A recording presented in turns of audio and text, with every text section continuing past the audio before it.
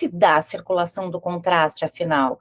Ele entra pela veia periférica, ele vai direto para o coração direito, pulmão, depois do pulmão, ele preenche a câmara esquerda do coração até que ele chega na aorta. Então, esse é o caminho do contraste, seja da tomografia ou o contraste da ressonância. E aqui eu estou falando de qualquer um deles, seja o intravascular ou o hepatoespecífico. O contraste na tomografia, então, e na ressonância, depois que ele chega na aorta, ele vai passar por fases diferentes. O realce do contraste, ele se apresenta de maneira diferente no parênquima hepático em cada fase do exame. Então, nós temos a fase pré-contraste, depois a injeção do contraste e segundos após, 15 a 30 segundos após, já começa a fase arterial, que aqui a gente está falando especificamente do fígado, então começa uma fase arterial que sai da aorta, tronco celíaco, artéria hepática, artéria esplênica, para entrar no fígado.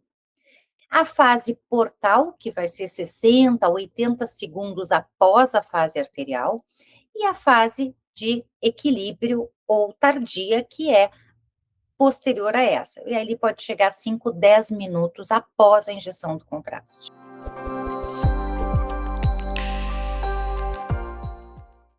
A ressonância, ela nos dá informações de sequências adicionais que a tomografia não consegue dar. E aqui eu não estou falando de contraste, estou falando da ressonância por si só. A ressonância avalia não só a fase pré-contraste, mas também ela tem sequências que nos dão a característica de cada tecido. Então, as sequências que são ponderadas em T1 e T2 vão nos mostrar o que é líquido e o que é gordura. As sequências ponderadas em T2, e como é que eu sei? O líquor está branco, o líquor está brilhando. Isso é uma sequência ponderada em T2, que só a ressonância tem. Nessa fase, tudo que brilhar é porque é líquido. Tudo que ficar hiperintenso é líquido.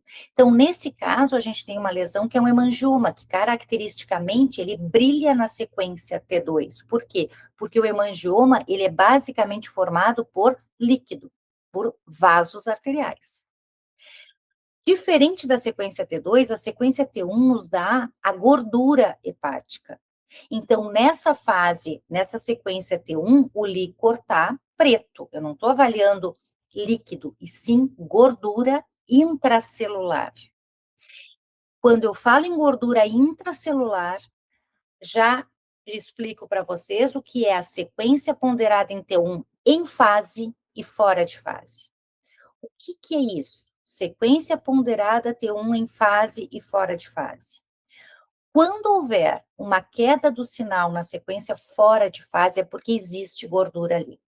E isso serve muito para a gente avaliar áreas poupadas de esteatose focal, saber se tem gordura, no caso dos adenomas, é comum que tenha gordura dentro. Então, a sequência ponderada em T1, em fase e fora de fase, é para avaliar a gordura, porque lembrem que T1 é para avaliar a gordura.